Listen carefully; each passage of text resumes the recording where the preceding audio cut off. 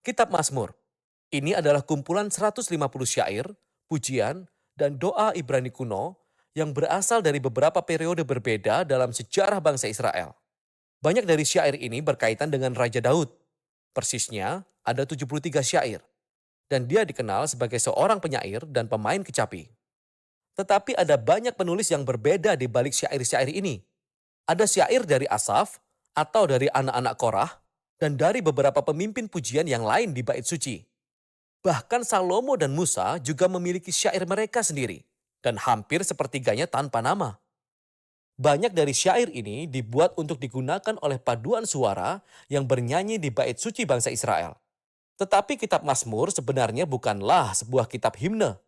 Pada titik tertentu dalam periode setelah pembuangan bangsa Israel ke Babel, syair-syair kuno ini dikumpulkan semuanya dan dengan sengaja disusun menjadi kitab Mazmur seperti yang kita dapati saat ini. Dan kitab ini memiliki desain yang sangat unik dan pesan yang bisa kita lewatkan, kecuali kita membacanya dari awal hingga akhir. Untuk melihat bagaimana kitab Mazmur ini dirancang, akan sangat membantu jika kita memulainya dari belakang. Kitab ini ditutup dengan 5 syair tentang pujian kepada Allah Israel, dan setiap syair itu diawali dan diakhiri dengan kata haleluya, yang dalam bahasa Ibrani merupakan sebuah perintah untuk sekelompok orang untuk memuji Yah, yang adalah singkatan dari nama ilahi Yahweh. Itu adalah susunan 5 bagian yang sangat baik, dan kelihatannya seperti seseorang sedang memberikan kita sebuah kesimpulan dari kitab ini. Sehingga ini menimbulkan pertanyaan, apakah kitab ini memiliki tanda-tanda lain yang ditunjukkan dari desainnya yang disengaja? Jika kita perhatikan judul dari syair-syair tersebut, kita akan melihat bahwa di 5 tempat penerjemah Alkitab Anda memberi judul buku 1, buku 2, buku 3, 4, dan 5 di berbagai titik dan membagi kitab ini ke dalam 5 bagian besar. Nah, alasannya adalah syair terakhir dalam setiap bagian tersebut memiliki sebuah kesamaan akhir yang terlihat seperti sebuah tambahan redaksi. Begini bunyinya, terpujilah Tuhan Allah Israel, dari selama-lamanya sampai selama-lamanya. Amin, ya amin. Jadi kitab ini memiliki sebuah kesimpulan dan dibagi ke dalam 5 bagian utama, sehingga wajar saja dari sini kita kembali ke awal untuk mencari sebuah pendahuluan. Dan apa yang kita temukan? Mazmur 1 dan 2 berada di luar buku 1 karena sebagian besar syair dalam buku 1 berkaitan dengan Daud. Kecuali Mazmur 1 dan 2 yang tidak diketahui penulisnya. Mazmur 1 merayakan betapa berbahagianya orang yang merenungkan Taurat, membacanya siang dan malam, serta mematuhinya. Nah, kata Taurat yang artinya pengajaran dan secara spesifik merujuk kepada 5 kitab Musa yang memulai perjanjian lama. Dan di sini sebenarnya, kata itu kelihatannya digunakan dengan kedua makna tersebut yang menjelaskan mengapa kitab ini memiliki 5 bagian utama. Kitab Mazmur ditawarkan sebagai sebuah Taurat baru yang akan mengajar umat Allah tentang praktek doa seumur hidup. Seiring mereka berusaha untuk mematuhi perintah Allah yang diberikan dalam Taurat yang pertama. Mazmur 2 adalah sebuah refleksi puitis terhadap janji Allah kepada Raja Daud dari 2 Samuel pasal 7. Bahwa suatu hari nanti, seorang Raja Mesianik akan datang dan mendirikan kerajaan Allah di dunia, mengalahkan kejahatan dan pemberontakan di antara bangsa-bangsa. Sekarang Mazmur 2 diakhiri dengan pesan bahwa semua orang yang berlindung pada Raja Mesianik akan diberkati. Tepatnya kata yang digunakan untuk membuka Mazmur 1. Dan bersama-sama, kedua syair ini memberitahu kita bahwa kitab Mazmur dirancang untuk menjadi buku doa umat Allah, sementara mereka berusaha untuk setia terhadap perintah Taurat. Seiring mereka berharap dan menantikan kerajaan Mesianik yang akan datang. Nah, dengan 2 tema yang diperkenalkan ini, kita bisa mulai melihat bagaimana buku-buku yang lebih kecil dirancang berdasarkan 2 ide tersebut. Sebagai contoh, buku 1, tepat di tengahnya, sebuah kumpulan syair. Mazmur 15-24 dibuka dan ditutup dengan sebuah panggilan untuk tetap setia pada perjanjian. Kemudian, di pasal 16-18, kita menemukan sosok Daud yang menjadi model dari kesetiaan ini. Jadi, dia berseru kepada Tuhan untuk menyelamatkannya, dan Allah mengangkatnya menjadi raja. Dalam rangkaian syair dari Mazmur 20-23, Daud di masa lalu telah menjadi sebuah gambaran dari Raja Mesianik di masa depan, yang juga akan berseru kepada Allah, Dia akan dibebaskan dan diberikan sebuah kerajaan atas bangsa-bangsa. Dan tepat di bagian tengah dari kumpulan ini adalah sebuah syair, Mazmur 19, yang didedikasikan untuk memuji Tuhan atas Tauratnya. Jadi ini dia, dua tema dari Mazmur 1 dan 2 terikat erat bersama-sama di sini. Buku 2 dibuka dengan dua syair yang bersatu dalam harapan mereka untuk kembali ke bait suci di Sion, dan inilah gambaran yang terkait erat dengan harapan akan kerajaan mesianik. Lalu buku 2 ditutup dengan sebuah syair yang menggambarkan pemerintahan masa depan Raja Mesianik atas semua bangsa. Syair ini benar-benar menakjubkan karena menggemakan semua perikop lain dari kitab para nabi tentang kerajaan Mesianik, dan ditutup dengan mengatakan bahwa pemerintahan raja ini akan membawa pemenuhan janji terdahulu Allah kepada Abraham untuk membawa berkat Allah bagi semua bangsa. Buku 3 juga diakhiri dengan sebuah syair yang merefleksikan janji Allah kepada Daud, tapi kali ini dalam situasi pengasingan Israel. Jadi sang penyair ingat bagaimana Allah berkata bahwa dia tidak akan pernah meninggalkan garis keturunan Daud, tetapi sekarang dia sedang melihat hasil dari pemberontakan Israel, kehancuran, pengasingan, dan kejatuhan garis keturunan Daud. Sehingga penyair mengakhirinya dengan meminta Allah untuk tidak pernah melupakan janjinya kepada Daud. Buku 4 dirancang untuk menanggapi krisis dalam pengasingan ini. Jadi syair pembukanya membawa kita kembali ke akar bangsa Israel dengan doa Musa. Dan apa yang dia lakukan di Gunung Sinai setelah insiden anak lembu emas, yakni memohon pada Allah untuk menunjukkan belas kasihan. Pusat buku 4 didominasi oleh sekelompok syair yang memberitakan bahwa Tuhan Allah Israel memerintah sebagai Raja sejati dunia dan atas seluruh ciptaan, pepohonan, pegunungan, sungai-sungai. Semua dipanggil untuk merayakan hari di masa depan itu ketika Allah akan membawa keadilan dan kerajaannya atas seluruh dunia. Buku 5 dibuka dengan serangkaian syair yang menegaskan bahwa Allah mendengar teriakan umatnya dan suatu hari nanti akan mengirimkan raja masa depan untuk mengalahkan kejahatan dan membawa kerajaan Allah.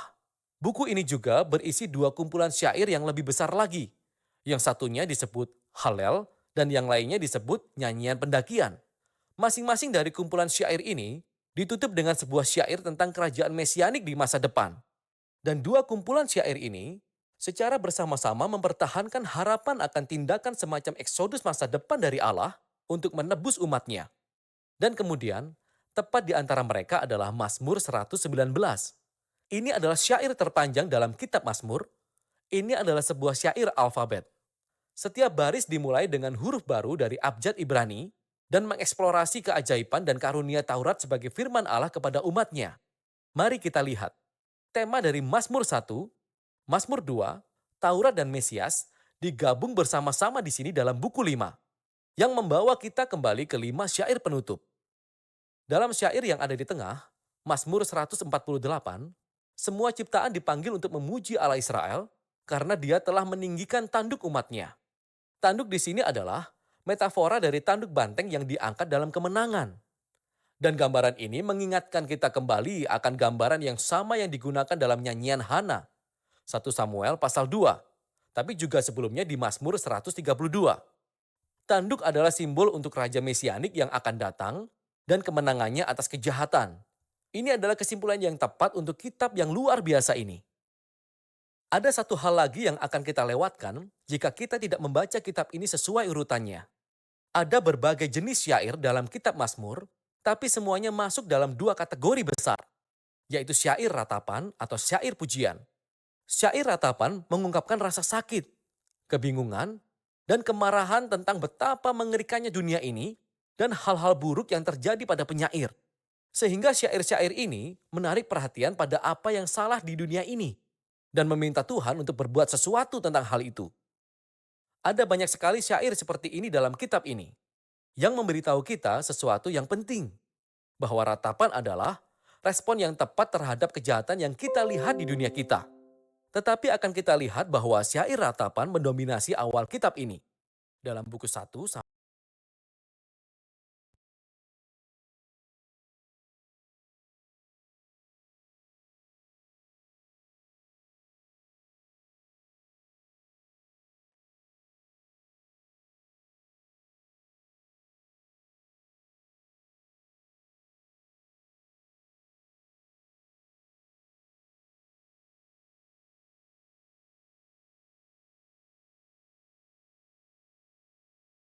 Saudara-saudara yang diberkati Tuhan Yesus Kristus, Jemaat Gereja Kasih Anugerah, Majelis dan Jemaat Gereja Kasih Anugerah menyambut dengan sukacita dan menyampaikan selamat beribadah pada seluruh jemaat dalam ibadah hari Minggu ke-14 ke-19 sesudah Pentakosta.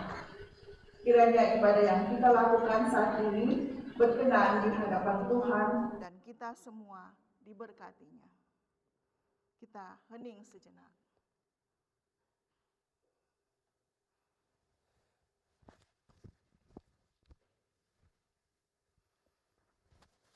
Jemaat Tuhan, mari kita menghadap Allah dengan hati yang tulus ikhlas dan keyakinan iman yang teguh, oleh karena hati kita telah dibersihkan dari hati nurani yang jahat dan tubuh kita telah dibasuh dengan air yang murni. Jemaat Tuhan, mari kita berdiri. Kita bersyukur atas kesetiaan Tuhan dalam perjalanan kehidupan kita dengan menyanyi dari Kidung Jemaat nomor 242, Muliakanlah, muliakan Allah Bapa.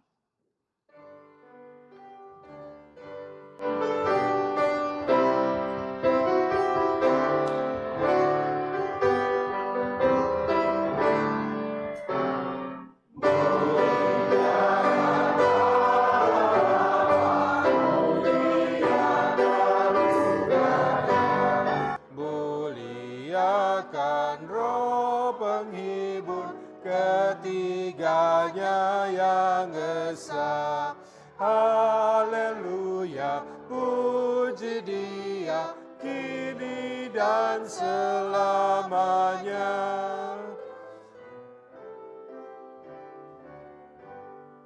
Glory be to Him who loved us, washed us from its spot and stain. Glory be to Him who bought us, made us kings with Him to reign. Singing glory, glory, glory to the Lamb who once was slain. Jemaat Tuhan, kita tabiskan ibadah ini. Pertolongan kita adalah di dalam nama Tuhan yang menjadikan langit dan bumi.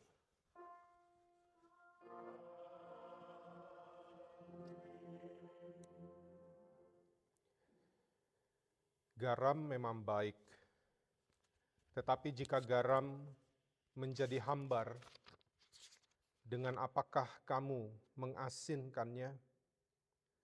Hendaklah kamu mempunyai garam dalam hidupmu dan selalu hidup berdamai seorang dengan yang lain.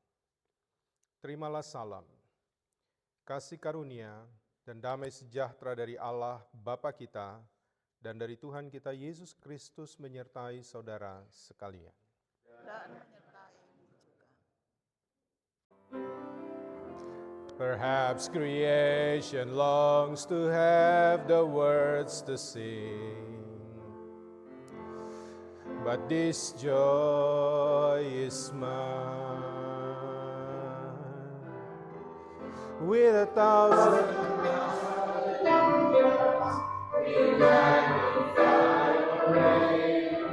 You alone deserve the glory, the honor, and the praise. Jesus, your song is forever. 1,000 hallelujahs, 1,000 more.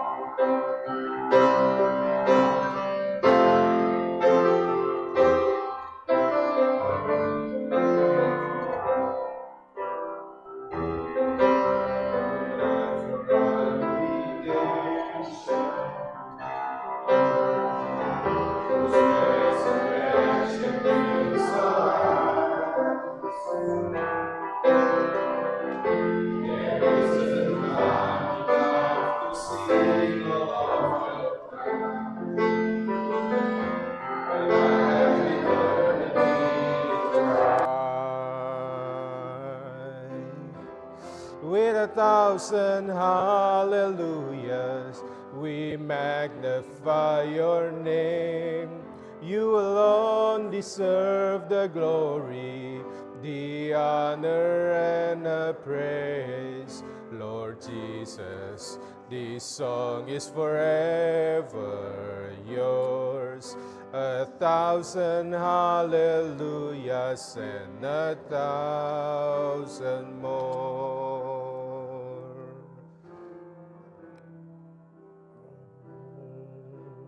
Praise to the Lord, to the Lamb, to the King of heaven. Praise, for he rose, now he reigns. We will sing forever praise to the Lord, to the Lamb, to the King of heaven. Praise, for he rose, now he reigns. We will sing forever with 1,000 hallelujahs. We magnify your name. You alone deserve the glory, the honor and the praise. Lord Jesus, this song is forever yours.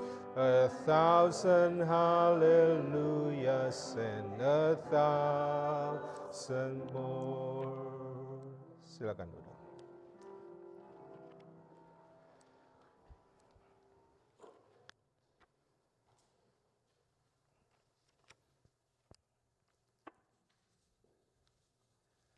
Jemaat yang dikasihi Tuhan, kita akan mengaku dosa kita di hadapan Tuhan.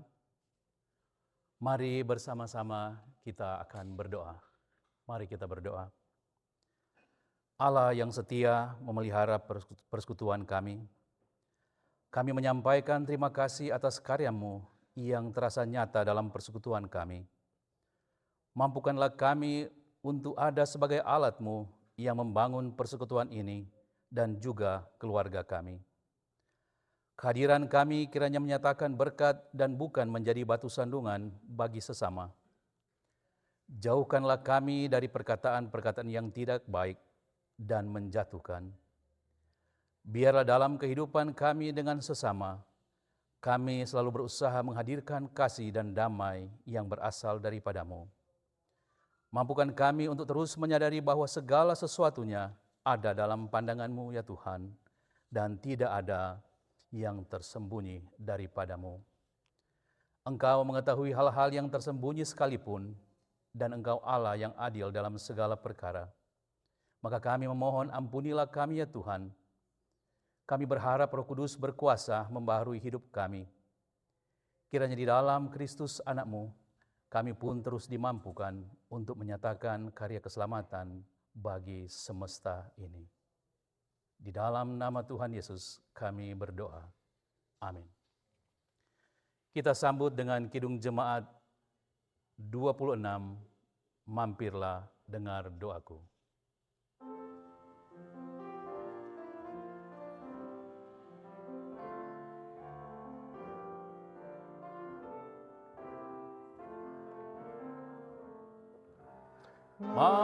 Mampirlah dengar doaku, Yesus penebus. Orang lain kau hampiri, jangan jalan terus. Yesus Tuhan, dengar doaku. Orang lain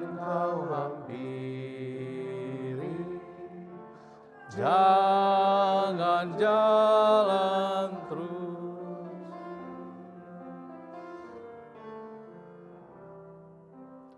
Let me at thy throne of mercy find a sweet relief,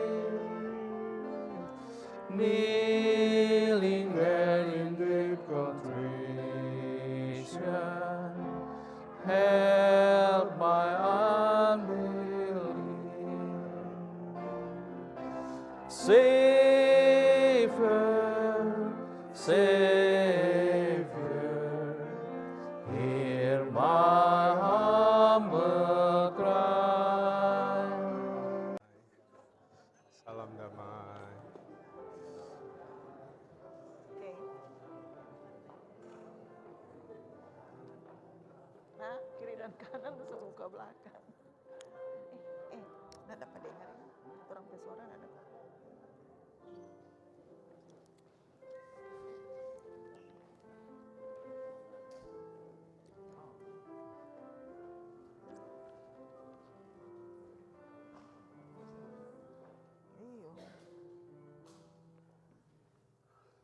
Mari kita merespon dengan menyanyi dari Kitab Bakti 242, O Kasih Allah yang Besar.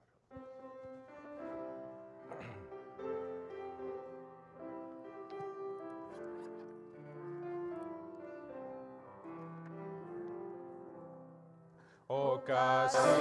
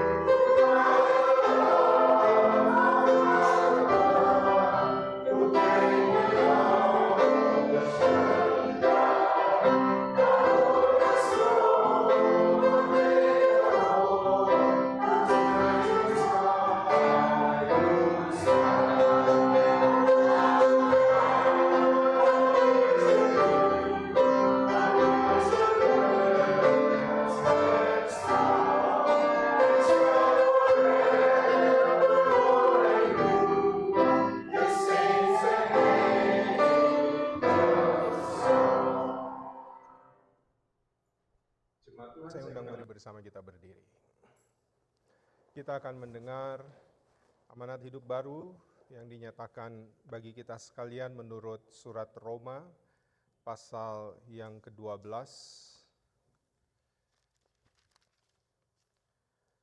mulai ayat yang ke-15 sampai dengan ayat yang ke-21. Kita baca secara bergantian. Bersukacitalah dengan orang yang bersukacita, dan menangislah dengan orang yang menangis.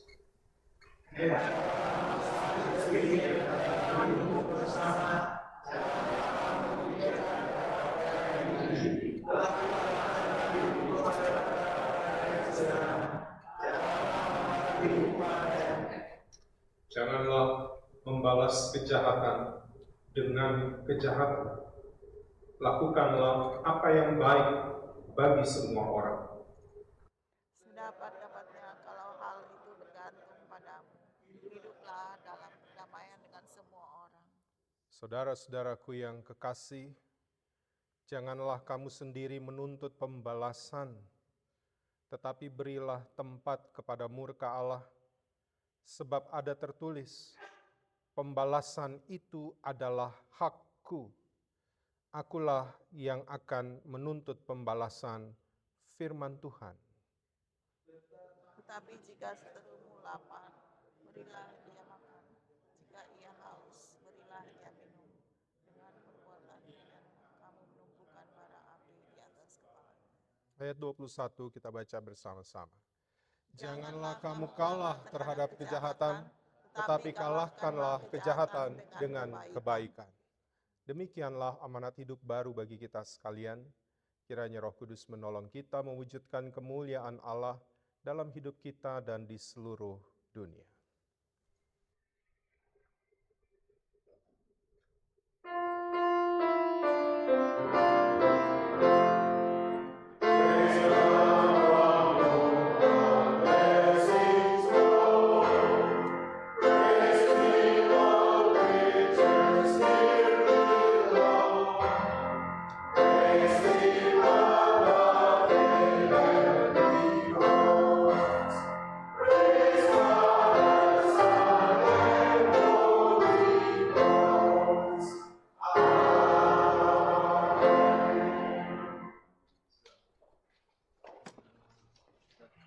Sebelum kita masuk dalam pemberitaan Tuhan, kita akan mendengarkan kesaksian pujian yang akan dipersembahkan oleh kaum pria.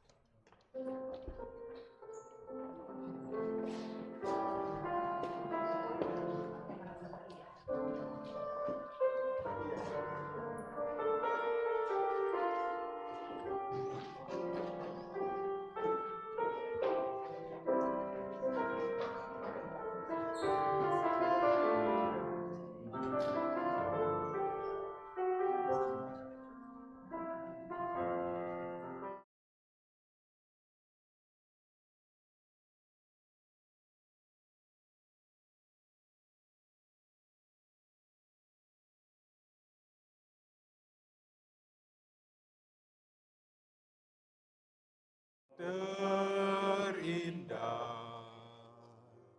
di dalam hidup ini, tiada Allah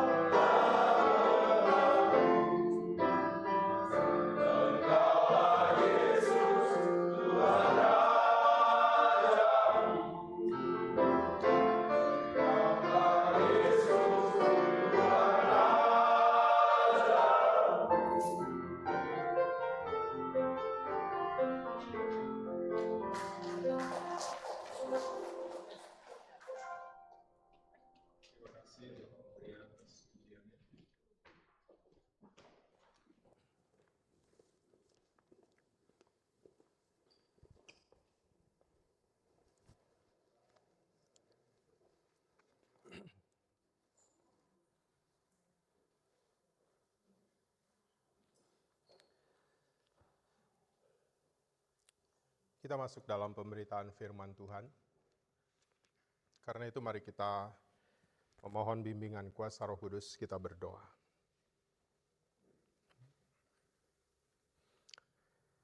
Ya Tuhan Allah kami datang kepadamu dengan menyadari keberadaan hidup kami.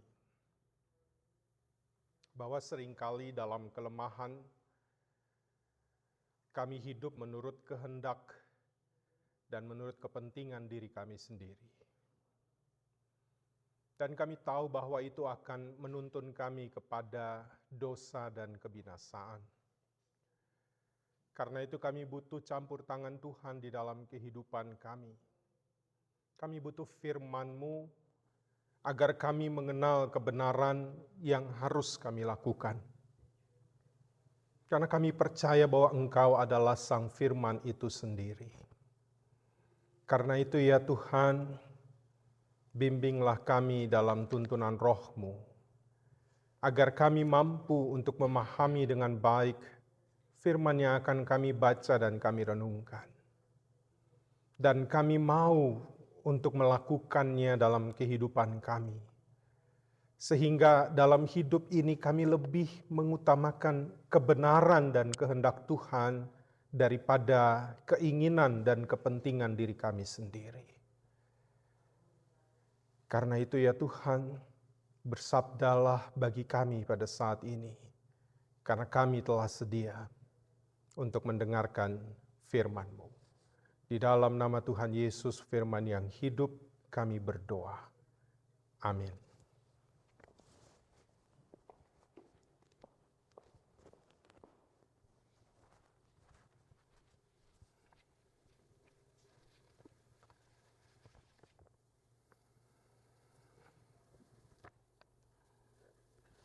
Bapak Ibu sekalian, pembacaan Alkitab sore hari ini diambil dari kitab Markus 9 ayat 38 sampai dengan 50. Markus 9 ayat 38 sampai dengan 50.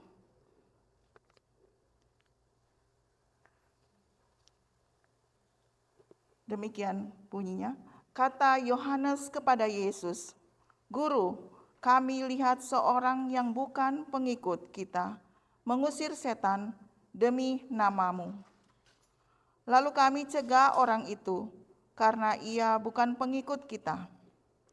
Tetapi kata Yesus, "Jangan kamu cegah dia, sebab tidak seorang pun yang telah mengadakan mujizat demi nama-Ku dapat seketika itu juga mengumpat Aku.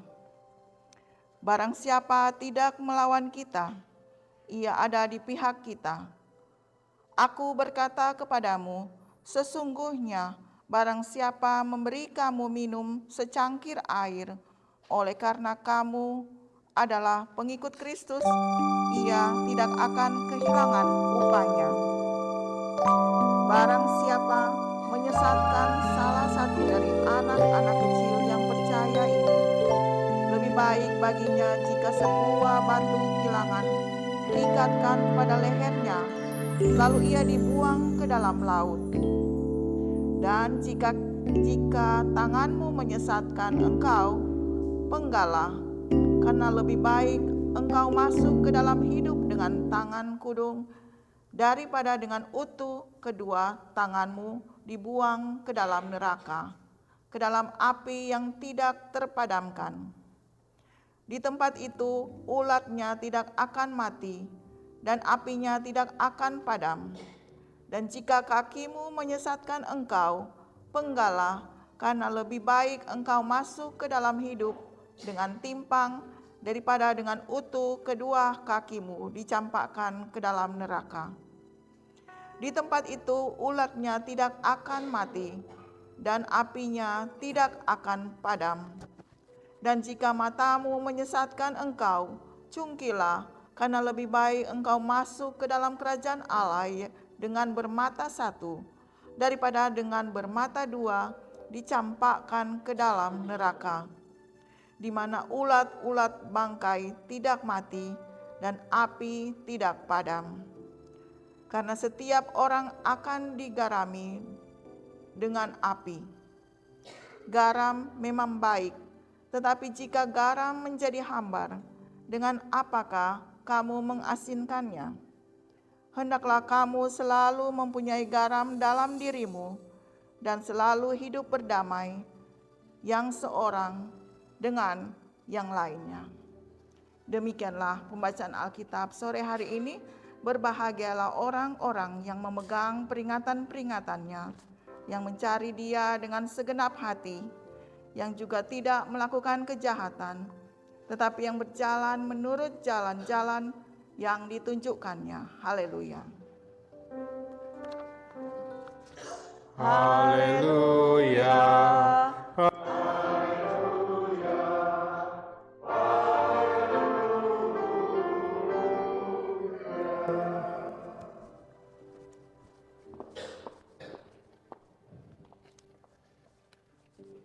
Bapak, Ibu, dan saudara-saudara yang dikasihi Tuhan, Shalom. Shalom. Hari ini kita belajar tentang apa yang Yesus nyatakan kepada murid-muridnya merupakan lanjutan dari kisah minggu lalu. Nah, saya memulainya dengan mau mengajak kita semua menyadari bahwa manusia pada dasarnya memiliki sifat yang egois. Itu semua kita ada. Itulah mengapa minggu lalu saya bilang adalah sulit bagi kita untuk memberi dan lebih gampang bagi kita menerima, karena kalau menerima itu berbicara tentang diri sendiri.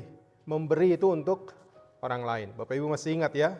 Nah, mengapa kita sulit untuk memberi? Karena kita sedikit banyak kita adalah makhluk yang egois. Nah, karena manusia ini makhluk yang egois, maka ketika manusia itu berkumpul pun, dia pasti akan lebih cenderung untuk membentuk kelompok yang nantinya akan disebut identitasnya atau dinamakan dengan kita. Dan yang di luar kelompoknya itu akan disebut dengan mereka.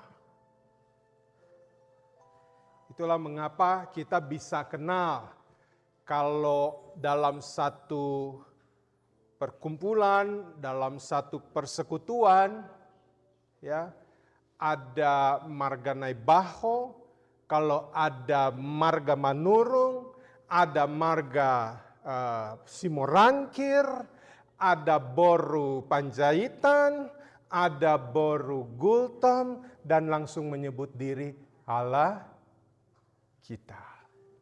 Kita. Atau ketika dalam sebuah kelompok, dalam persekutuan, ada Fam Andris, ada Fam Saroensong, ada Fam Togas, ada Fam Lapian, ada Fam Engelen, ada Fam Tandayu,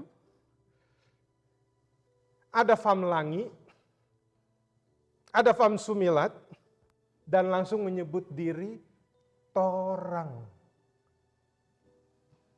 Apa artinya Torang? Kita orang.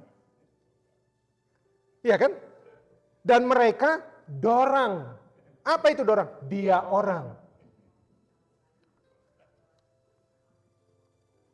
Itu biasa terbentuk. Nah, Bapak Ibu, tahukah kita bahwa di sepanjang sejarah dunia, konflik bahkan peperangan itu seringkali terjadi hanya karena kita dan ya.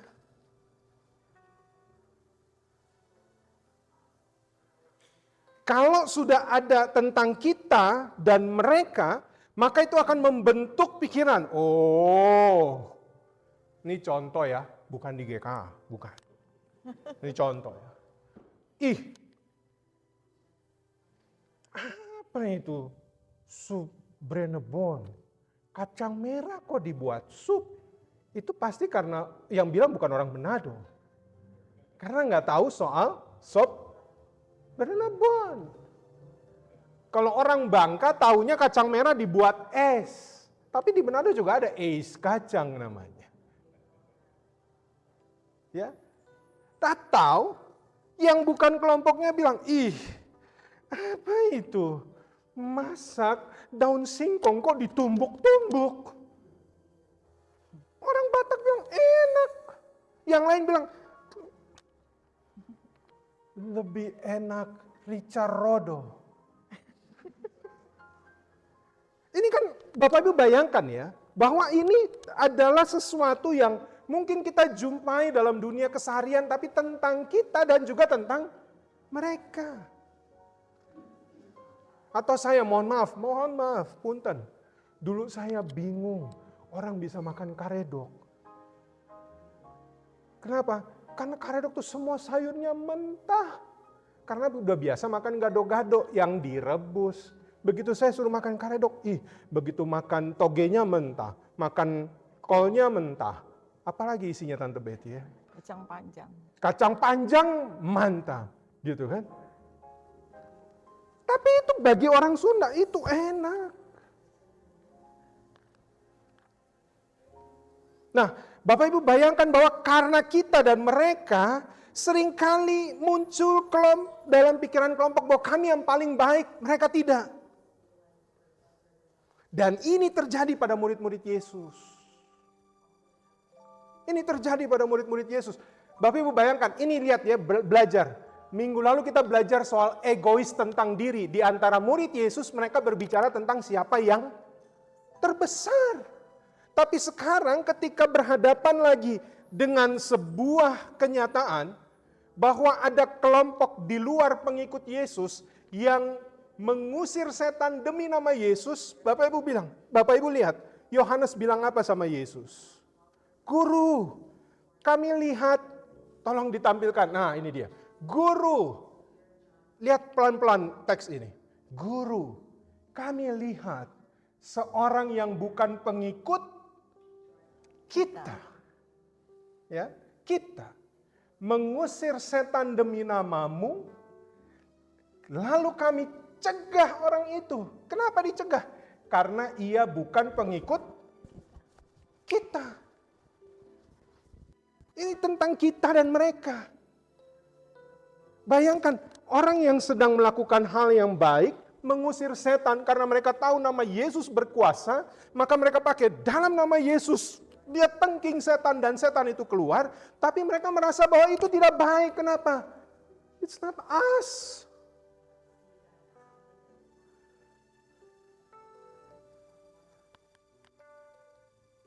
Mereka mencegah. Dan Tuhan Yesus menegur mereka.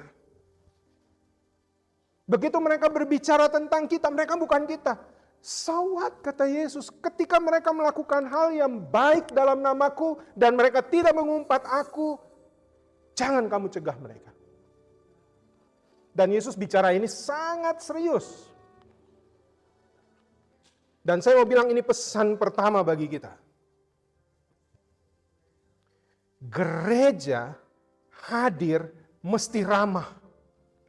Gereja hadir mesti punya arti bagi baik kita maupun mereka. Bapak Ibu ngerti maksud saya ya? Baik kita maupun mereka. Itulah gereja. Gereja harus ramah. Dia harus hadir. Dia tidak boleh melihat, Bapak Ibu kalau kita ya, saya ambil contoh, kalau kita sudah berbentuk satu kelompok, contohlah ala kita, gitu ya. Oh ini ada marga A, marga B, marga C. Nanti begitu udah terbentuk, yuk Marta Rombok kita. Ini mana lagi nih ujungnya kan gitu ya Pak? Ya kan? Ada raja apa? Ada raja apa? Raja ini lebih baik daripada raja ini. Oh. Bapak Ibu bayangkan, nggak akan pernah ada habisnya. Demikian juga, ya dulu saya tahu di perkumpulan orang Manado itu ada Maesa. Bapak Ibu tahu ya Maesa. Itu semua, dulu saya di Balikpapan, semua PK itu perkumpulan kekeluargaan. Tompaso lama, Tompaso baru, Amurang, Tonsea, betul ya? Ya. Begitu lagi kumpul semua, torang ini. Begitu udah torang kumpul, ngana mana? Tonsea ngana? Oh, ngana mana? Amurang, orang pantai. Ngana mana? Tondan, orang gunung. Betul ya? Betul ya? Oh, orang gunung. Itu akan terbentuk terus. Akan terbentuk terus.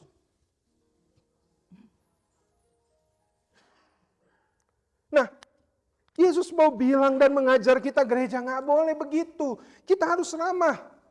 Jangan dibatasi tentang kita dan mereka. Bapak Ibu bayangkan, mengapa saya ajak kita baca.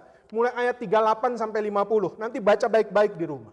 Yang Yesus sedang tegur, sampai Yesus bicara soal neraka. Bapak Ibu tadi lihat kan, ada neraka kan di situ. Yesus bicara soal neraka, diawali dari hal ini. Yesus bilang, saya baca ya, keras sekali Yesus bicara soal ini. Nah, mulai di ayat 42. Yesus masih pakai anak-anak. Minggu lalu juga pakai anak-anak. Artinya dia masih dalam satu situasi dan konteks yang sama. Yesus bilang begini ayat 42. Barang siapa menyesatkan salah satu dari anak kecil ini, karena kamu harusnya jadi teladan, gitu ya, kepada murid-muridnya. Tapi kalau kamu menyesatkan anak kecil ini dan membentuk mereka, biasa toh, kalau Joshua sama saya, misalnya, ya, satu kali saya nggak suka, contoh ya Pak, mohon maaf, misalnya ada konflik antara saya dan Pak Oscar, dan saya bilang Joshua, ngana kalau ketemu sama Matthew dan juga sama Priska, jangan kasih tangan, tanda suka. Dibawa kan? Bapak Ibu bayangkan ya. Dan Yesus menegur ini. Kalau murid-muridnya punya pola pikir seperti ini dan anak-anak ini belajar, kamu nggak jadi teladan buat mereka, kamu menyesatkan mereka karena pikiran kita dan mereka. Apa yang Yesus bilang?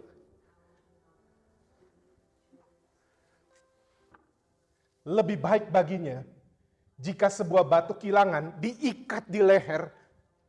Yesus mau bilang kalau bahasa anak gaul, ke laut aja. Bapak Ibu tahu batu kilangan? Yang keledai pakai untuk giling. Dreg. Itu kan gede kan? Begitu diikat di leher, begitu kita diikat di leher batu kilangan itu dan dibuang ke laut, kita keikut, tertanam di laut. Nggak akan pernah ngapung. Yesus ngomong.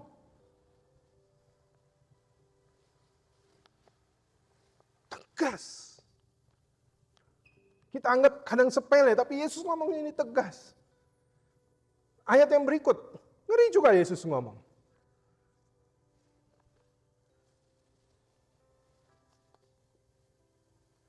Ayat 43, jika tanganmu menyesatkan engkau, penggalah. Ini nanti kita akan mengerti soal ini. Jika kakimu menyesatkan engkau, ayat 45, penggalah. Ya. Tangan ada 2, kaki ada 2, dan kemudian dibilang lagi, ayat yang ke-47, jika matamu menyesatkan engkau, dibilang apa? Cungkillah, mata juga 2. Mengapa Yesus bicara soal ini? Karena Yesus tahu pola kita, tentang kita dan mereka soal batasan, itu akan mempengaruhi pihak lain. Sehingga pada satu masa yang akan disebar sebagai pengikut Yesus, itu bukan kasih, tapi konflik. Bukan kasih, tapi kebencian. Bukan kasih dan bukan sukacita, tapi penderitaan. Hanya karena tentang kita dan mereka. Dan, nah ini. Kita masuk di bagian yang berikut. Yesus bilang apa? Dimulai di ayat yang ke-49. Ya, ayat 49 Yesus bilang begini. Karena setiap orang akan digarami dengan api. Ini saudara harus pahami kata-kata ini. Kan bingung, tadi Bu Vera aja baca agak terstop. Kenapa? Karena ayat 49 tadi, masih sebelumnya. Nah, setiap orang akan digarami dengan api. Bingung kan? Ya enggak? Digarami dengan api. Gimana cara? Nah, nanti saya akan jelaskan ini. Ini tentang ujian. Ya, tapi yang lebih penting Yesus bicara soal garam juga di ayat berikut.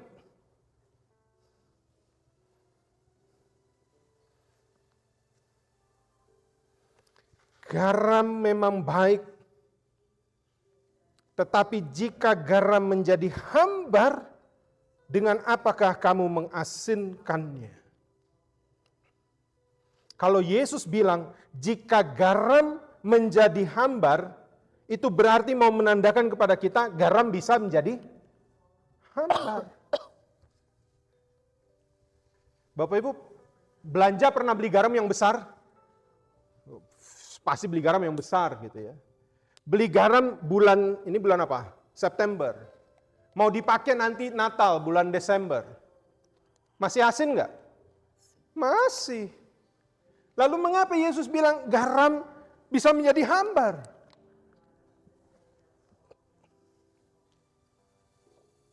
Kita harus tahu konteks saat itu.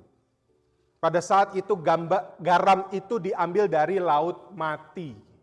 Bapak Ibu tahu ya, Laut Mati itu antara Israel sama Yordania sekarang. Yang kalau ke sana nggak bisa berenang pun bisa ngapung. Betul. Jangan pernah takut tenggelam kalau ke sana. Satu kali pergi. Ya, jangan bilang, ayo nyebur. Nggak bisa berenang. Nyebur aja nggak bakal tenggelam. Diam begini dia ngapung. Kenapa? Garamnya tinggi. Tapi. Nah, tuh langsung di. Ya, bayangin bisa ambil baca koran. Nggak pakai balon, nggak pakai ban. Kenapa? Karena kadar garamnya sangat tinggi di situ. Tapi, nah ini dia. Tapi, walaupun garam itu natrium klorida, NaCl, ya kimianya, itu nggak akan pernah nggak jadi asin, dia pasti asin. Tapi garam dari Laut Mati itu bisa berkurang rasa asinnya. Kenapa? Karena dia terkontaminasi dengan banyaknya mineral yang lain di situ. Dia bukan cuma garam. Dia bisa menjadi hambar. Kenapa? Karena dalam konteks ini, garam itu kehilangan rasa asin, dia terkontaminasi atau bercampur dengan bahan-bahan lain. Karena mineral-mineral yang lain itu membuat kualitas asin dari garam itu bisa berkurang, bahkan lama-lama hilang. Yesus bicara soal ini. Semua orang tahu tentang garam. Dan kalau orang pada saat itu tahu bahwa garam, oh ya, nanti bisa hilang asinnya. Kenapa? Karena dia bercampur dengan banyaknya mineral di situ. Karena pengotoran, karena kontaminasi di garam itu, membuat garam itu lama-lama tidak asin. Itulah mengapa Yesus bilang, hati-hati, kamu jangan sampai menjadi garam yang kadar keasinannya akan berkurang. Karena terkontaminasi. Sekarang saya sambung ke pernyataan tadi. Kalau Yohanes bilang, Guru, dia usir setan dengan namamu, tapi dia bukan torang. Ada yang dengar. Dan yang dengar itu mulai terkontaminasi. Harusnya kan dia garam yang bisa memberi rasa asin, tapi yang lain terkontaminasi. Sama kayak tadi saya kontaminasi Joshua. Joshua yang tadinya polos, tidak mengerti apa-apa. Saya ajar dia untuk membenci karena dia bukan bagian, karena mereka bukan bagian kita. Itu Yesus kecam. Gak boleh begitu.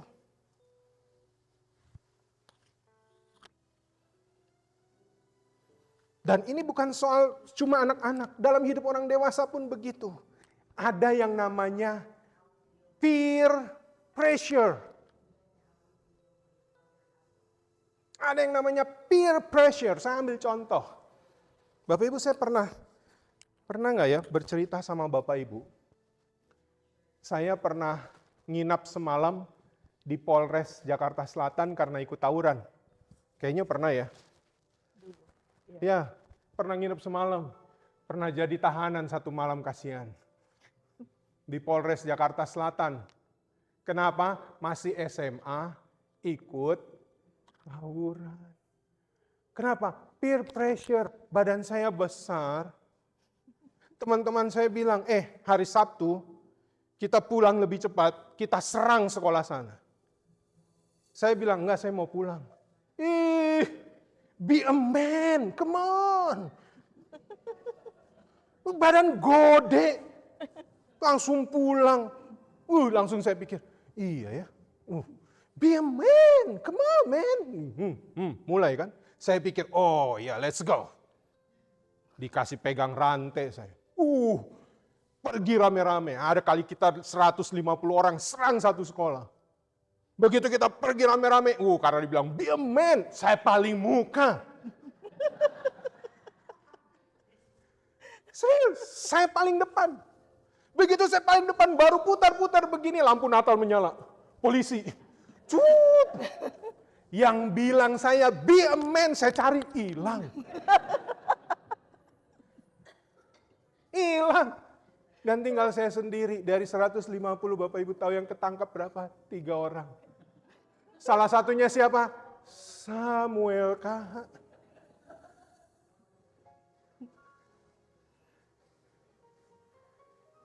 Peer pressure, saya bisa terkontaminasi. Mami saya, ini bayangkan sedihnya mami saya sama tante saya. Tante saya pendeta di gereja Bethel di Jakarta. Dia punya pelayanan setiap hari Minggu. Dia selalu datang dan melayani tahanan-tahanan di Polres Jakarta Selatan.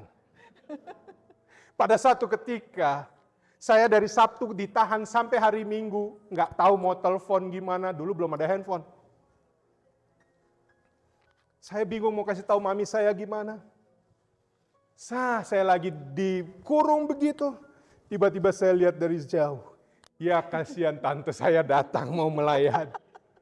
Tante saya datang lurus-lurus. Dia lihat. Toto dia bilang, Semi. Dari situ mami saya tahu. Betapa sakitnya. Tapi kenapa saya bisa terkontaminasi? Peer pressure. Kita hidup di dunia, kita ini garam, tapi kita bisa terkontaminasi. Bapak Ibu harus ingat ini yang Yesus sedang ajarkan. Kamu adalah garam dunia, Yesus bilang. Pengajaran Yesus tentang garam yang kehilangan rasa asin itu melambangkan murid-murid harus menjaga jangan sampai kualitas rohani itu gagal untuk mereka jalankan. Untuk membawa pengaruh positif di dunia. Garam yang kehilangan rasanya tidak berguna.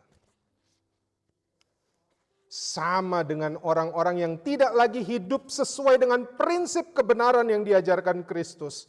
Dia akan kehilangan pengaruhnya sebagai garam dunia. Bapak Ibu ingat itu. Dan Yesus bicara.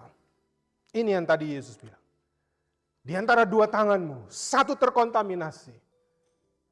Lebih baik kamu potong. Kakimu 2, satu terkontaminasi. Lebih baik kamu potong. Matamu 2, satu terkontaminasi. Cungkil. Artinya apa? Kita rentan terhadap kontaminasi, tetapi jaga diri supaya garammu engkau tetap asin. Karena itulah tujuan Tuhan menempatkan kita di dunia. Karena itulah Yesus menciptakan kita.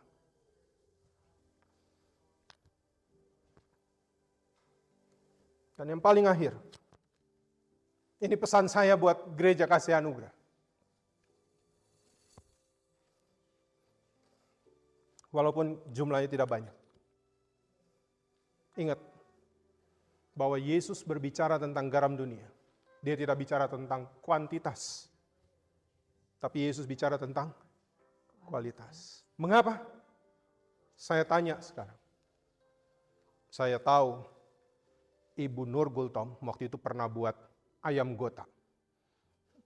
Bu, pakai garam nggak? Pakai. Bikin ayam gota 2 ekor, garamnya berapa banyak? 2, 3, 4 sendok. Gak akan banyak. Istri saya tahu, dia masak berenebon. Saya bantu dia dalam doa sambil lihat. Satu belanga yang besar itu, beli babinya di Costco, beli ribsnya atau apapun mau dipakai, itu banyak. Kacangnya banyak. Garamnya berapa banyak? Gak mungkin sop 1 belanga, garam setengah belanga. Gak mungkin kan? Garam, it's not talking about quantity. It's talking about quality. Gak perlu banyak.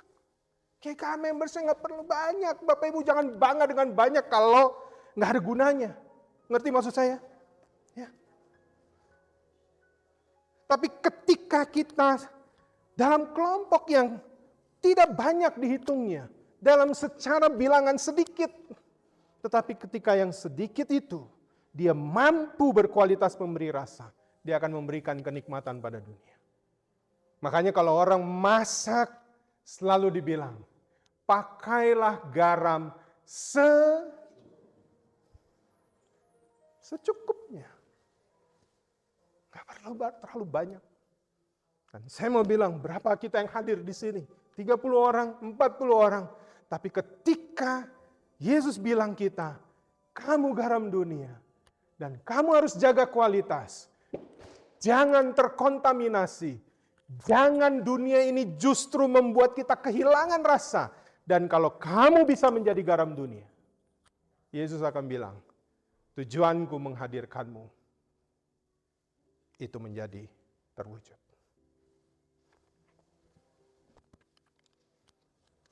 Maka, dalam konteks ini, paling akhir, Bapak Ibu tolong dipasang lagi ayat 49, ini tadi janji saya. Supaya Bapak Ibu mengerti tentang setiap orang akan digarami dengan api. Digarami itu berarti diberi garam. Yesuslah yang memampukan kita untuk menjadi garam dunia. Digarami. Tapi akan berhadapan dengan api. Dalam konteks ini orang Yahudi selalu tahu bahwa ketika membawa persembahan korban kepada Tuhan, itu selalu binatang itu disembelih, digarami, dan setelah itu dibakar. Kamu akan digarami, tapi kamu juga akan berhadapan dengan api. Apa itu api? Ujian untuk memurnikan engkau. Ini maksud frase ini. Karena kamu digarami dengan api. Dalam konteks ini, Yesus mau setiap pengikutnya bersedia menghadapi pengorbanan total dalam kehidupan mereka. Sama seperti korban persembahan yang diasinkan sebelum dipersembahkan di altar. Pengorbanan ini bukan soal penderitaan fisik, tetapi ketika menghadapi ujian rohani, moral, emosional yang datang dalam kehidupan kita sehari-hari untuk menguji komitmen kita dalam mengikut Yesus. Apakah kita akan tetap menjadi garam atau kita akan terkontaminasi dengan mineral-mineral lain, prinsip-prinsip dunia, cara-cara dunia, sehingga itu akan membuat rasa asin kita menjadi hilang. Maka ingat baik, kamu adalah garam dunia. Dan Yesus bilang, hendaklah kamu selalu mempunyai garam dalam dirimu dan selalu hidup berdamai seorang dengan yang lain. Jaga diri. Jaga diri supaya kita tetap memiliki kualitas yang baik. Bayangkan saja, biar saya sedikit garam ini, kalau dimasukin di tino rangsak jadi enak. Dimasukin di capcay jadi enak. Dimasukin di bihun goreng jadi enak. Dimanapun.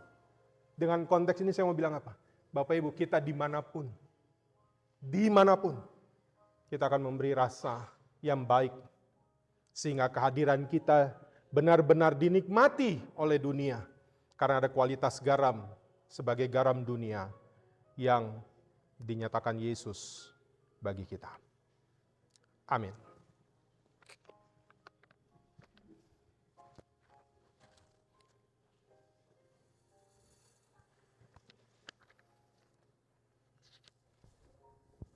Kita merespon dengan menyanyi Kidung Jemaat 249.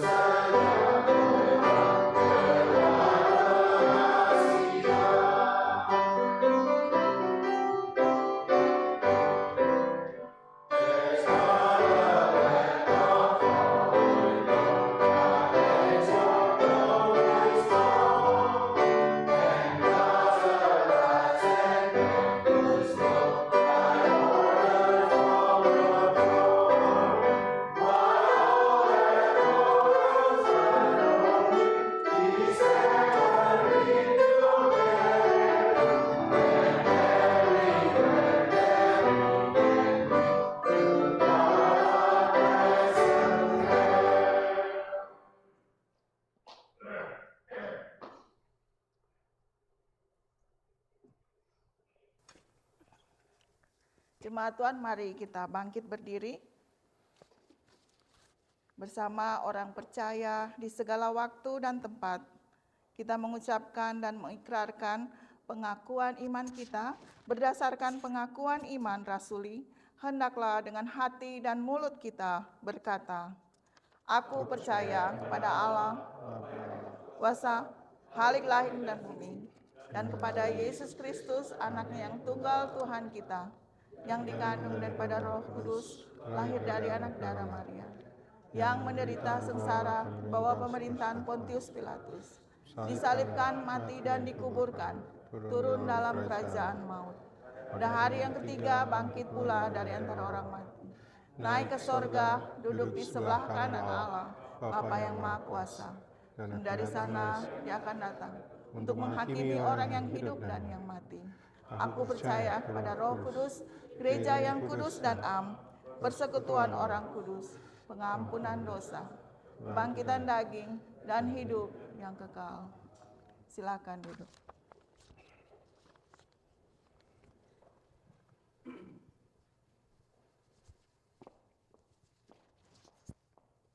Mari berdoa. Terima kasih Tuhan untuk firman-Mu bagi kami.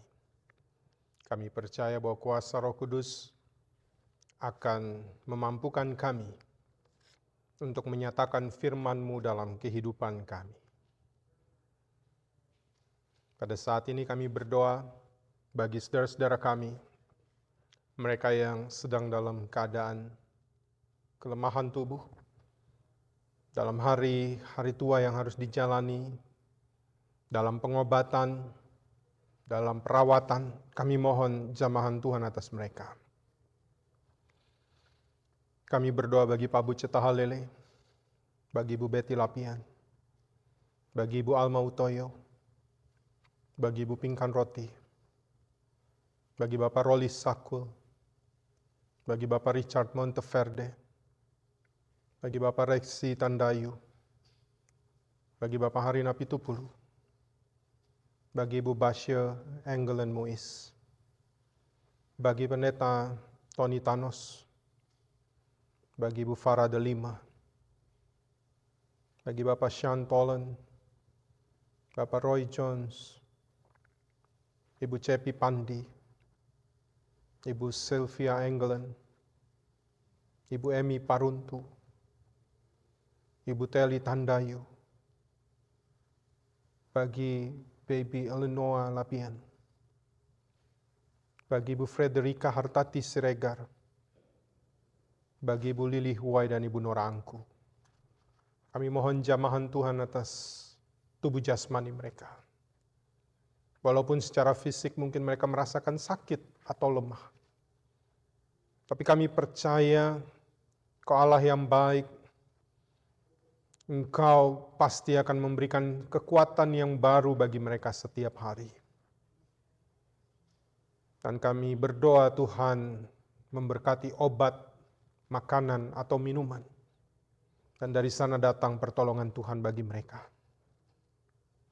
Kami juga berdoa dan bergumul bersama dengan keluarga Bapak Rudi Simorangkir dan juga keluarga Bapak Michael Nababan, di mana dalam keluarga mereka mendambakan kehadiran buah hati, dan kami percaya Tuhan mendengar apa yang menjadi harap doa dan permohonan baik mereka dalam keluarga maupun kami mendukung pada saat ini. Dan kami mohon kuasa dari Tuhan Yesus memberikan yang terbaik bagi mereka. Kami juga berdoa bagi mereka yang berulang tahun di minggu yang baru saja berjalan. Kami berdoa bagi Ibu Riati Bang yang berulang tahun pada tanggal 27 September yang lalu. Tuhan berkati ia bersama dengan keluarga anak-anaknya. Kami berdoa bagi Saudara Renaldi Tandayu yang berhari ulang tahun pada tanggal 28 September yang lalu. Tuhan memberkati Renaldi dalam hidupnya, pekerjaannya, pendidikannya, masa depannya. Tuhan beri rancangan yang terbaik bagi ia. Kami berdoa bagi Saudari Karen Sinaga yang juga berhari ulang tahun tanggal 28 September yang lalu. Tuhan juga memberkati Karen dalam kehidupan, dalam apa yang menjadi harapan, doa cita-citanya, dan biarlah rancangan Tuhan boleh jadi yang terbaik atas hidupnya. Kami pun berdoa bagi Sevanya Rampengan. Tuhan juga memberkati ia yang berhari ulang tahun pada hari ini. Tuhan berkati ia dalam keluarga bersama suami terkasihnya. Dan Tuhan boleh memberikan selalu perkara yang terbaik dalam kehidupannya bersama keluarga. Ya Bapa dalam sorga, pada saat ini kami juga memohon rahmat dan penyertaan Tuhan bagi Ibu Shirley Saroin Songkembuan yang saat ini dalam perjalanan kembali menuju ke Amerika dari Indonesia. Tuhan menyertai Ibu Shirley dalam perjalanan sehingga boleh tiba dengan selamat dalam penyertaan Tuhan, berjumpa dengan keluarga, suami dan anak-anak dalam kasih sayang Tuhan. Hamba berdoa juga bagi seluruh pelayan ibadah saat ini, baik majelis yang bertugas, baik usher Bapak Chandra Manurung, pianis Bapak Ulung, Saudari Yeli sebagai translator, tim IT bagi Joshua Simbolon, Ruben Tandayu, Lestari Tandayu dan Joshua KH. Tuhan berkati mereka. Seluruh pelayan-Mu ini, mereka memberi diri untuk melayani Tuhan, dan kami percaya Tuhan inilah persembahan hidup mereka. Dan Tuhan berkati dalam kehidupan hari lepas hari mereka. Bapa di sorga, Hamba berdoa bagi seluruh jemaat-Mu, baik yang hadir saat ini maupun mengikuti secara online. Tuhan menjamah, Tuhan memberkati dalam kehidupan bersama keluarga, di dalam memasuki minggu yang baru. Biarlah anugerah penyertaan dan berkat Tuhan selalu menaungi dan menyertai kehidupan kami dan seisi rumah tangga kami. Kami berdoa, biarlah Tuhan boleh menghadirkan damai-Mu di tengah-tengah dunia ini. Dunia yang semakin penuh dengan peperangan. Ya Tuhan, berilah hikmat bagi para pemimpin dunia, sehingga boleh mengupayakan perdamaian, sehingga tidak perlu lagi ada korban-korban yang harus terbunuh karena peperangan. Inilah doa dan harap kami. Tuhan berkati bangsa Amerika, bangsa Indonesia dengan para pemimpinnya. Biar boleh menghadirkan damai sejahtera Tuhan, baik di Amerika maupun juga yang ada di Indonesia. Kami naikkan doa ini hanya di dalam nama Tuhan Yesus yang sudah mengajar kami berdoa. Bapa kami yang di sorga, dikuduskanlah namamu, datanglah kerajaan-Mu, jadilah kehendak-Mu di bumi seperti di sorga. Berikanlah kami pada hari ini makanan kami yang secukupnya, dan ampunilah kami akan kesalahan kami, seperti kami juga mengampuni orang yang bersalah pada kami. Dan janganlah membawa kami ke dalam pencobaan, tapi bebaskanlah kami daripada yang jahat, karena Engkau yang punya kerajaan, dan kuasa, dan kemuliaan, sampai selama-lamanya. Amin. Kita akan mendengarkan persembahan pujian yang akan disampaikan oleh kaum ibu, kaum perempuan. Persilakan.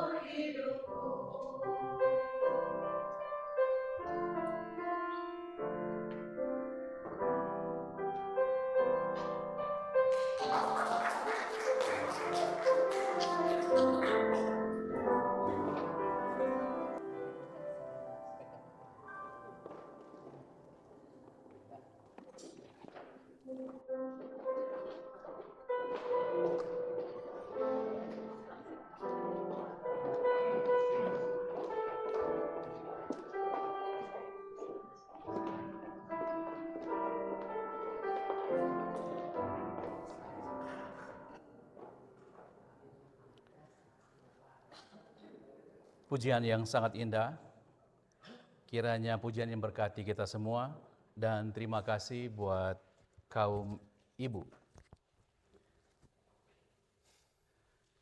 Tibalah kita akan memberikan persembahan. Marilah kita mengucap syukur kepada Tuhan dengan memberi persembahan kepadanya.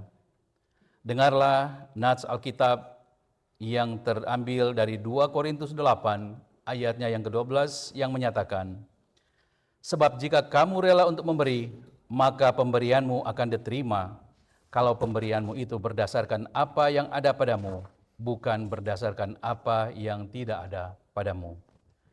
Tuhan Yesus kiranya memberkati saudara dan persembahan saudara. Sambil persembahan dijalankan, kita mengiringi dengan lagu Gita Bakti 283, kita menaburkan biji kebenaran.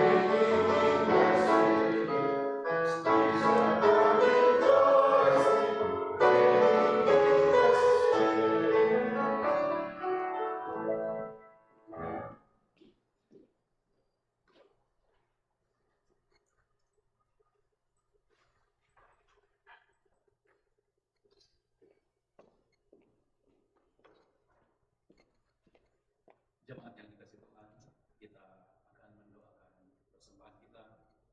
Mari kita berdoa. Tuhan Yesus, terima kasih karena kasih-Mu kami beroleh hidup yang kekal. Ya Allah, terima kasih untuk kesempatan yang Engkau berikan kepada kami, guna kami menjadi saksi-Mu dan utusan-Mu melakukan misi-Mu kepada mereka yang terhilang dan tidak tahu kemana arah serta tujuan. Terima kasih Engkau telah memakai kami dengan segala kekurangan dan kelemahan kami. Terimalah ucapan syukur kami. Pakailah hidup kami menjadi berkat untuk sesama dan selalu bersedia mempersembahkan hidup kami bagi orang di sekitar kami. Demi kemuliaan nama-Mu. Di dalam nama Tuhan Yesus kami berdoa. Amin.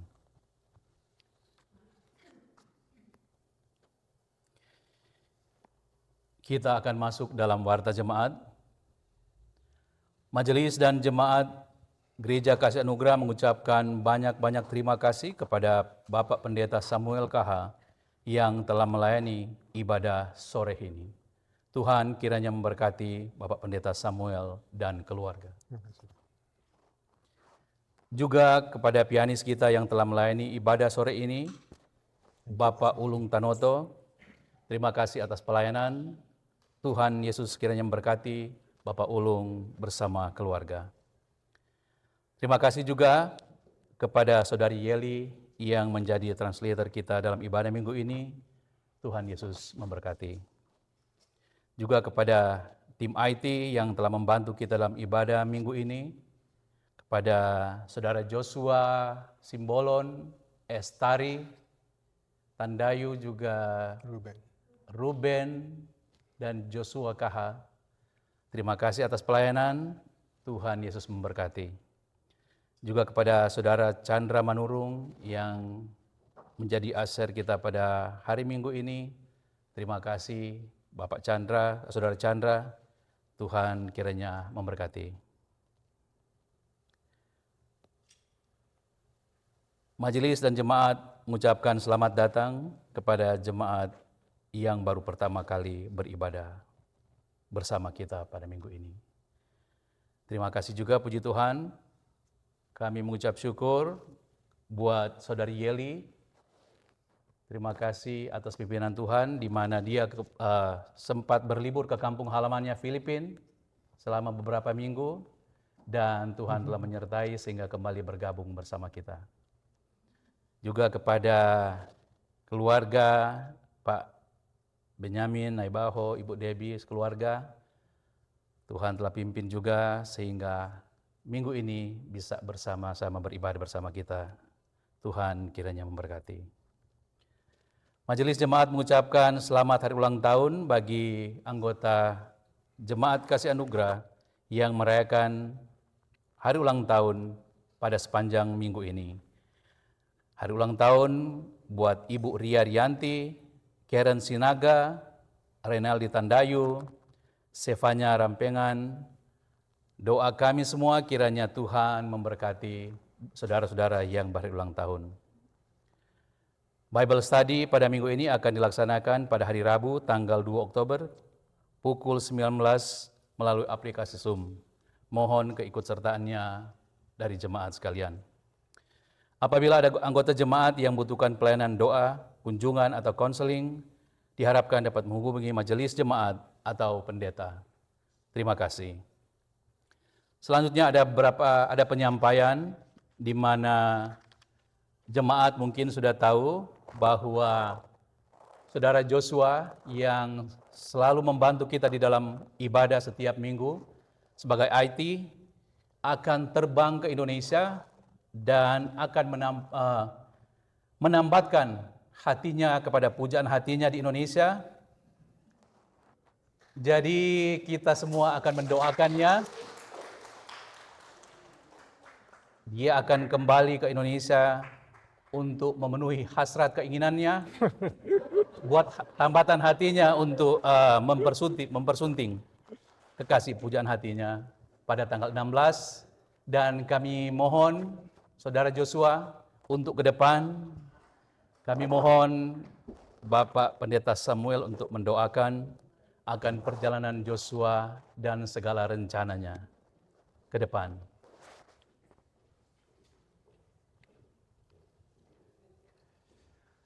Ya, jadi kami mengucapkan terima kasih karena atas bantuan Saudara Joshua Simbolon, Bapak Ibu sudah bisa melihat lagi ibadah-ibadah kita di channel YouTube dari Gereja Kasih Anugerah.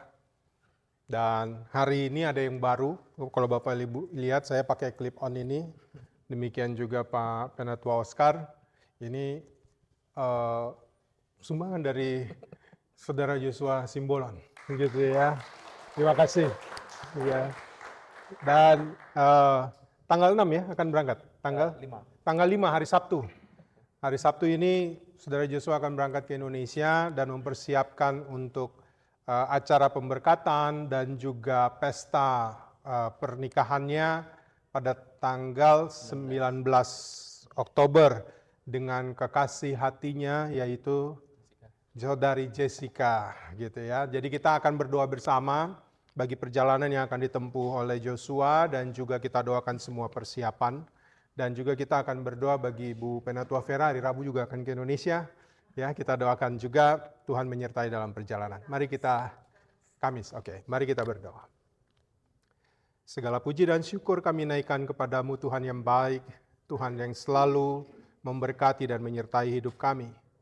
Kami pada saat ini mau berdoa bagi saudara terkasih kami Joshua Simbolon. Terima kasih Tuhan untuk segala talenta yang Tuhan anugerahkan baginya dan dia persembahkan itu untuk kemuliaan Tuhan melalui pelayanan di tengah-tengah gereja ini. Karena itu Tuhan berkati ia dalam apapun yang menjadi rencana kehidupannya, terkhusus untuk pernikahan yang akan ia langsungkan pada bulan Oktober yang akan datang. Kami berdoa untuk perjalanan menuju ke Indonesia yang akan ditempuh oleh Joshua pada hari Sabtu yang akan datang. Tuhan menyertai ia, beri kekuatan kesehatan yang terbaik, bahkan ketika tiba di Indonesia akan mempersiapkan segala sesuatu untuk acara pemberkatan pernikahan. Mereka akan menyatukan cinta kasih mereka di hadapan Tuhan dan memohon berkat Tuhan. Bagi Joshua dan Jessica, Tuhan memberkati semua yang akan mereka lakukan. Dan kami yakin bahwa dalam berkat Tuhan, maka itu akan membawa kebahagiaan bagi kehidupan Joshua dan juga Jessica, bahkan seluruh keluarga besar. Kami menyerahkan seluruh persiapannya dalam tangan pengasihan dan berkat Tuhan. Saat ini kami juga berdoa bagi Penatua Ibu Vera yang juga akan menempuh perjalanan ke Indonesia pada hari Kamis yang akan datang. Tuhan menyertai dalam apapun yang menjadi rencana Ibu Vera di sana, dan Tuhan selalu memberikan kesehatan, kekuatan yang terbaik, sampai nanti Ibu Vera juga akan kembali bertemu bersama dengan keluarga di sini. Kami serahkan seluruh rangkaian perjalanan dan juga seluruh kegiatannya dalam naungan dan penyertaan Tuhan. Terima kasih Bapa di sorga, ini doa dan permohonan kami dalam Kristus Yesus kami berdoa. Amin. Amin. Ya, Tuhan berkati. Tunggu sebentar sini. Berdiri dulu. Berdiri dulu. Ya, ada pengumuman dari Pak Penatua Oscar. Ya, selanjutnya untuk Saudara Joshua atas nama pendeta, majelis, dan jemaat sekalian, di mana jemaat seberapa yang telah dapat mengumpulkan bingkisan untuk buat Joshua. Jangan dilihat dari berapa besarnya, tapi dilihat dari kerelaan hati dan kasih yang ditunjukkan oleh jemaat yang berkenan memberikan, dan saat ini saya akan menyerahkan, kiranya bisa dibeli coklat.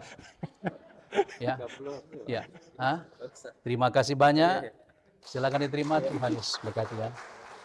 Ya. Demikianlah warta jemaat, Tuhan kiranya memberkati atas perhatian.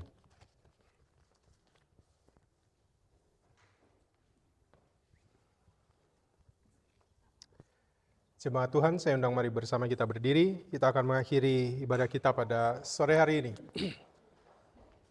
Kini lanjutkanlah perjalanan hidupmu dengan penuh damai sejahtera. Ingat, kita bersama adalah garam dunia. Jadilah garam yang berkualitas, yang memberi rasa, dan membawa kebaikan di tengah dunia. Dengan kita mau menjadi pelaku firman di kehidupan kita sehari-hari dimanapun Tuhan mengutus kita. Kita menyanyi bersama Gita Bakti 216.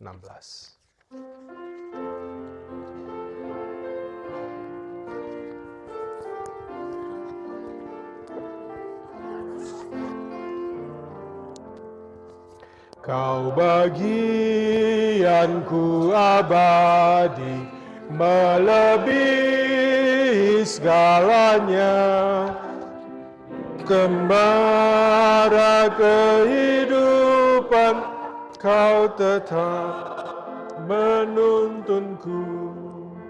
Ku dekat Tuhanku.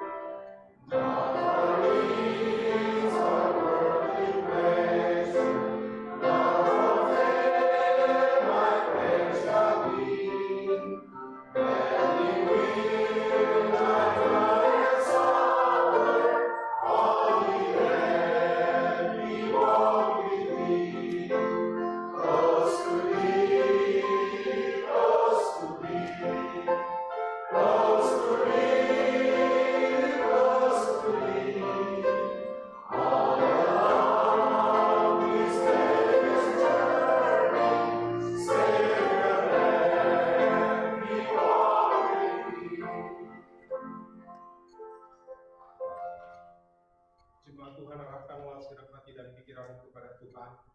Pulanglah dalam damai sejahtera Tuhan dan terimalah berkat-Nya. Tuhan memberkati engkau dan melindungi engkau. The Lord bless you and keep you. Tuhan menyinari engkau dengan wajah-Nya dan memberi engkau kasih karunia. The Lord make His face shine on you and be gracious to you. Tuhan menghadapkan wajah-Nya kepadamu dan memberi engkau damai sejahtera. The Lord turn His face toward you and give you peace.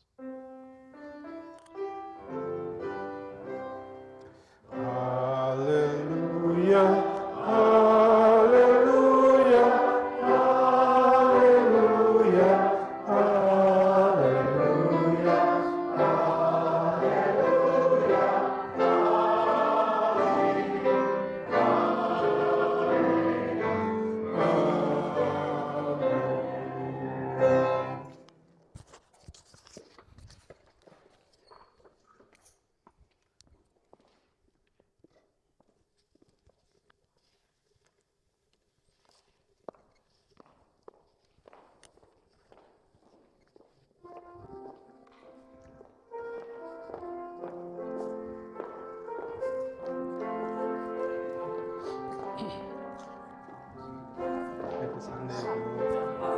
Ini kayaknya Biar nggak kedengeran.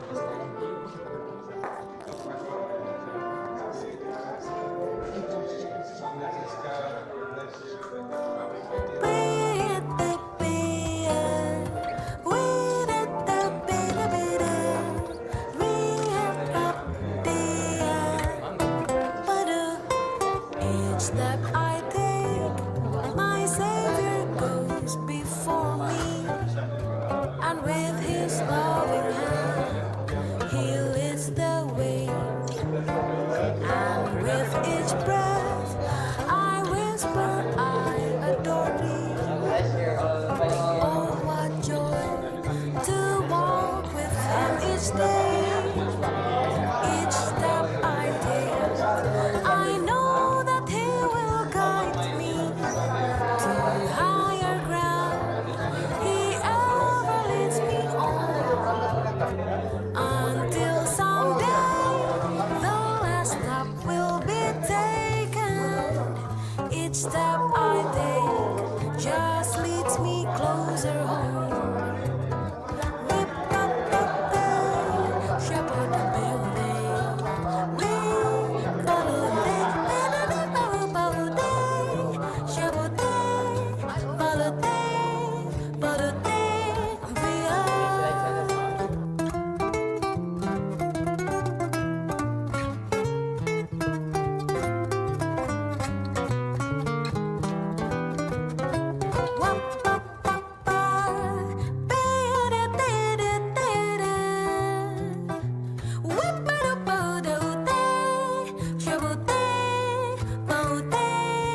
Baluté,